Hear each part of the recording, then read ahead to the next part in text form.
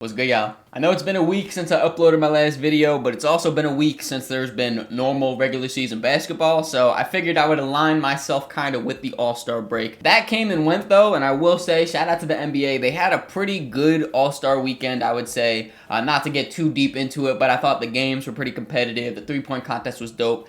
Dunk contest still leaves a little bit to be desired, but all around successful All-Star weekend in my opinion for the NBA. And now that we're past the All-Star break, we are down to the home stretch before the playoffs start, and I figured now is as good as ever to give an updated power rankings. We have a pretty decent sample size of what teams look like throughout the year. It's already past the trade deadline, so we know what these teams are going to look like. Their rosters are kind of finalized.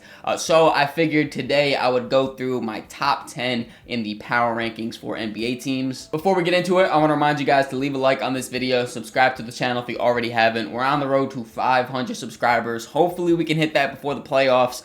We can only do that if you guys show some love though, so I always appreciate it. But anyways, let's get into the power rankings, and like I said, I will be doing the top 10 in my opinion, but I do want to give just some quick honorable mentions for the teams that just barely made it outside the top 10. At 11, I have the Toronto Raptors, 12, the Phoenix Suns, and 13, the Philadelphia 76ers. Usually I just do a top 3 in honorable mentions, but I do want to include the 14th team, and that's the Charlotte Hornets. Obviously, Charlotte was one of the hottest teams in basketball going into the All-Star break. I have a full-length video talking about the Charlotte Hornets that I made a few weeks ago. If you want to hear more on them, make sure you check that out after this video. But shout out to the honorable mentions. Let's get down to the nitty-gritty. At number 10, I have the Los Angeles Lakers. And if I'm being honest, there's been times throughout the year where the Lakers look really good, and then other times where they look really bad.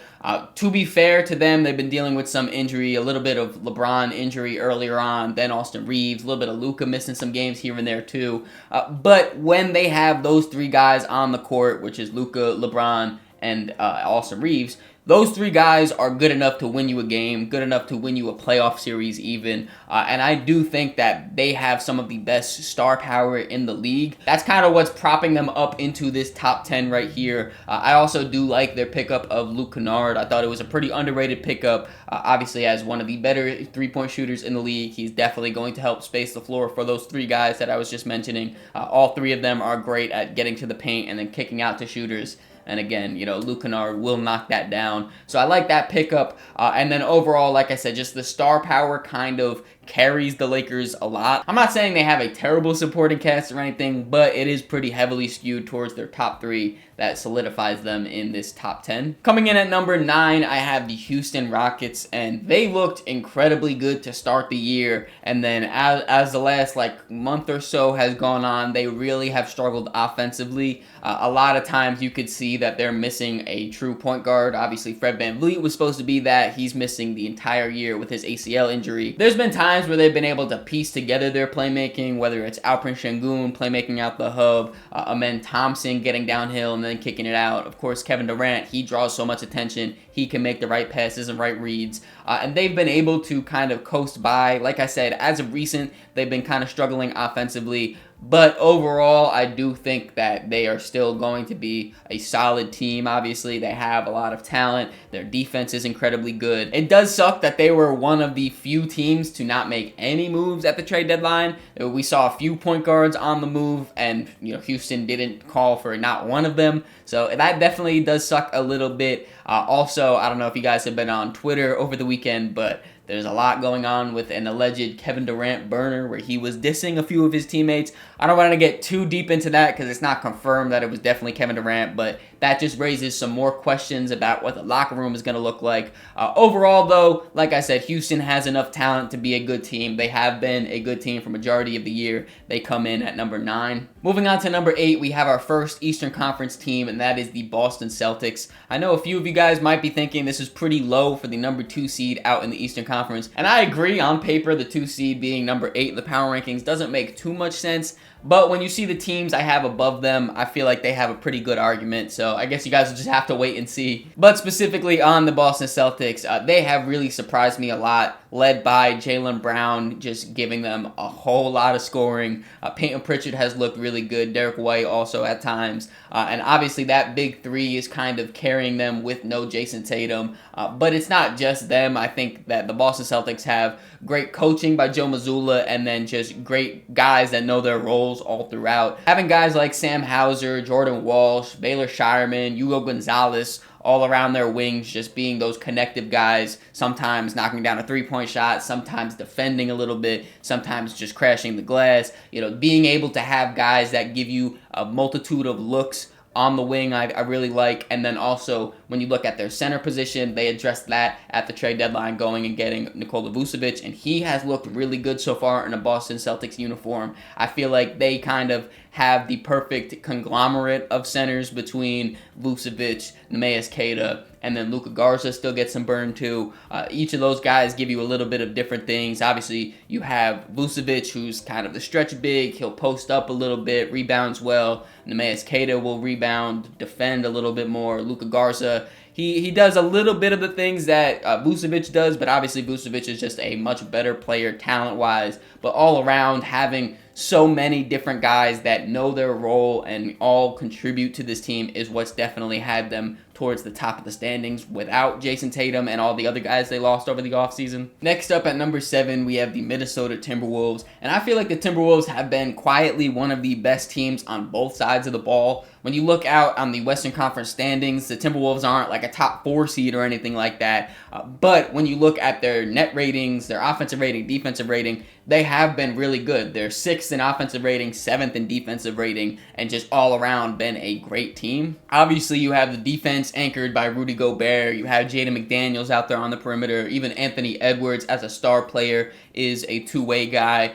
There's even been times where I've been watching and I see Julius Randle kind of bought into the defensive side of the ball. So all around, that side is kind of taken care of. They have great size across the board as well. And then offensively, they're led by Anthony Edwards, one of the best players in the league. Julius Randle himself could have had an argument to be an all-star. And then the other guys kind of just fit in where they can and fill in the gaps.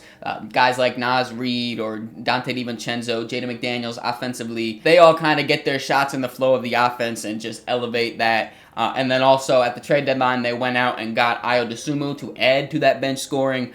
Basically gave up nothing for him. They did some really smart maneuvers, getting rid of Mike Conley to take away his $10 million.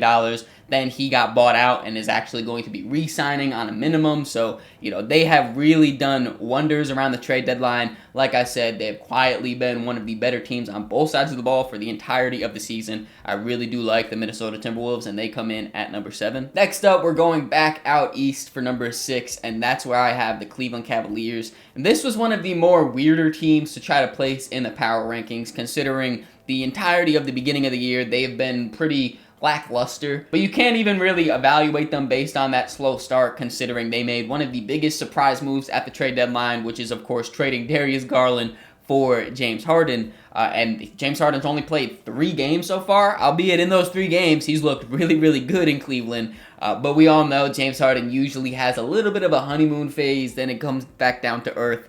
Regardless though, it's hard to really tell how good this new look Cavs will be, but I ended up putting them right here at the 6th spot. I really do like the addition of Harden, and I mentioned that he has looked good so far in these few games that he's played for Cleveland. The number one thing I'm looking at him to do when he comes to this roster is unlocking their bigs offensively. We've already seen it with Jared Allen, where the pick and roll, the lobs are incredible between him and James Harden. I can expect a lot of the same for Evan Mobley once he comes back to the lineup. And that aspect of it, playmaking-wise, I really like. I also like that James Harden is able to create his own shot to take a little bit of that pressure off of Donovan Mitchell, who's been the main shot creator out there in Cleveland. And then outside of the James Harden deal, they also addressed some of their other issues at the trade deadline, bringing in guys like Dennis Schroeder to help with the playmaking and the ball handling, and then also Keon Ellis to try to give them a little bit more of that defensive edge that we saw from them last year. I really do like this team. I think they have great depth, good star power. It's really just about a longer sample size, what James Harden looks like on this roster. And, towards the end, when we get closer to the playoffs, they could be even higher on this list. Now we're into the top 5, and at number 5, I have the Denver Nuggets.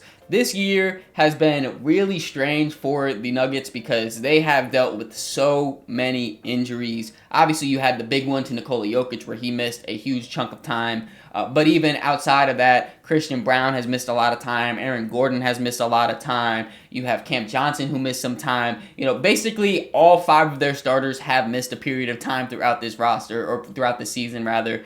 So it really is incredibly surprising that they are still towards the top of the Western Conference. I think in years past, we would never see that if Jokic went down with an injury, but I do think that this year, the Denver Nuggets have one of the best rosters since Jokic has become an MVP level player. I think they have some of the best depth, and we've seen that depth step up. Obviously you have Jamal Murray, who stepped up a lot and became a first-time All-Star this year, but even lesser guys like a Peyton Watson stepping up, Spencer Jones going from a two-way guy to now he has a solidified contract. Tim Hardaway Jr. signed a vet minimum to come over here in Denver, and now he is looking great. Even to a lesser extent, you have guys like Valanciunas, Bruce Brown, just a bunch of different guys that give them some type of production off their bench, which is something they have really struggled with. So when you pair the best player in the world with a solid supporting cast, that's a recipe for success, and that's why the Denver Nuggets are top 5. Coming in at number 4, I have my hometown team, the New York Knicks, and outside of a very bad stretch in January where the Knicks went 2-9, I know just saying that out loud sounds crazy, but outside of that stretch, the Knicks have looked like one of the best teams in the NBA. Obviously, during that stretch, they look like one of the worst, so it's hard to kind of balance out what they really will look like. But overall, for the majority of the season, they have looked like an incredibly good offensive team with the right defensive pieces to help them win games and be one of the better teams in the league. I think Mike Brown's system has really elevated this offense and fit the pieces together way better than what Tom Thibodeau ran a lot of the times on offense. It's giving the Knicks a lot more ball movement, a lot more three-point opportunities, and obviously all of this is still led by Jalen Brunson and Karl Anthony Towns. And then the rest of the starters for the Knicks, whether that's Josh Hart, Mikal Bridges, OG Anunoby, they all kind of take turns. Sometimes OG will knock down 5 threes for you. Sometimes Josh Hart will give you a double-double. Mikal Bridges, he'll have some quarters where he just scores like 10 in a row. Those guys kind of piece it together. And then off their bench, the Knicks just have nothing but defense and shooting. Deuce McBride gives you a little bit of both. Landry Shamet gives you a little bit of both. Mitchell Robinson gives you a whole lot of defense. And then also at the trade deadline, they went out and got Jose Alvarado, who gives you that defense, a little bit of that shooting as well. They also brought in Jeremy Sohan. I don't know how much he will really play. We haven't seen him yet with the Knicks since he got bought out. All in all, though, I do think that this Knicks team is one of the deepest that the Knicks have ever had. I think they have a legit 10 to 12 men that could really go out on the court and give solid production for them. And that is not something we have ever really been able to say about the Knicks. At number 3, I have the highest ranking Eastern Conference team, and that is, of course, the Detroit Pistons. They have been atop of the Eastern Conference for pretty much the entirety of the year. I don't remember within like the first 5 games or so if they were the number 1 seed, but it seems like ever since opening night, they have been the top of the Eastern Conference. And it's no secret that the reason for that is their elite level defense. Pretty much across the roster, they have high level defenders or guys with length, or both. You could have a guy like Asar Thompson who has great length, great defense. Beef Stew, obviously great defender. Ron Holland off their bench. Javonte Green also, all these guys great defenders. But even if you're not a good defender or a plus defender on this roster, you have length. Cade Cunningham, 6'6" at the point guard position, has length. Tobias Harris has good size. Jalen Duren is one of the strongest guys in the league, and even him himself has taken steps this year to become a better defender. And no matter if you're a good defender, bad defender, whatever, everyone on Detroit plays super physical, and obviously that is going to help them win games throughout the regular season. At the bare minimum, it keeps them in a close game. They don't let teams just kind of run them out the gym. They keep it close. They make it tough for the other team. And then at the end of the game, they have Cade Cunningham, who is showing to be one of the better creators and offensive engines in the league. He's able to get his own shot, set up his teammates to get the open looks, and that is kind of what takes them home. Their defense keeps them in games, helps them win games, and then Cade Cunningham brings them home. And now we're down to the top 2 teams in the power rankings. This might come as a little bit of a surprise, but at number 2, I have the OKC Thunder. I know a lot of people would probably assume that the Thunder would be the number 1 team, but I would just say, you know, the power rankings aren't a solidified thing. It's not the standings or anything. It's just who is on the come up, who is on the downslide. And honestly, as of recent, the OKC Thunder have definitely started to look human. At the beginning of the year, they looked unbeatable. Now they look like a great team, but nothing like all time or anything like that. And I say they're starting to look human because when you look at their record since 2026 has started, in the 1.5-ish months so far, they have 9 out of their 14 losses taken this new year. So obviously that's not a good look to go all of 2025, the beginning of the season, you only have 5 losses, to now in a month and a half you have 9. Again, I don't want to put too much emphasis on that because they've been dealing with injuries and stuff. Shea has missed a lot of time as of recent. J-Dub has been in and out of the lineups pretty much the whole year. But if we have to point to one specific thing that's making them look not as great in this stretch of basketball, I would definitely say it's their lack of three-point shooting. Obviously, we said this last year and they went on to win the championship. So, you know, take it with a grain of salt, I guess you could say. They did go out and pick up Jared McCain, who should definitely help with their three-point shooting. All in all, I do still think that the Thunder are an elite level team. They're still towards the top. I mean, they're number 2 right now in the power rankings. I do think, though, that they did take a slight step back, got knocked off the pedestal. By the end of the year, they could be back at number 1, but right now, I have them at number 2. And last but certainly not least, at the top of my power rankings, I have the San Antonio Spurs. They have just looked like a well-oiled machine throughout the entirety of the year. Like I mentioned, towards the beginning of the year with OKC, they looked like a super elite level. Now they're starting to slump down. I would never say that the Spurs looked as like high as the Thunder, but they have just kind of steadily been here. You know, the Thunder have peaks, valleys, and everything. The Spurs, though, they have just been high level throughout the entirety of the year. And obviously a lot of that has boiled down to Victor Wembanyama. Even when he was dealing with his health issues, they still looked good, but Wemby alone is kind of solidifying himself as a top 5 player this year, in my opinion. I definitely think that he is becoming one of the best players in the world right in front of our eyes. And him alone makes them an elite level defense. But obviously it helps that pretty much all their whole 9-man rotation is okay to plus defenders. Having plus defenders with good size like Stephon Castle, Julian Champagnie, Harrison Barnes, even when Vic isn't on the court, swapping him out for Luke Cornett, who's a great rim protector. All around, this team is really built well to be a defensive-oriented team.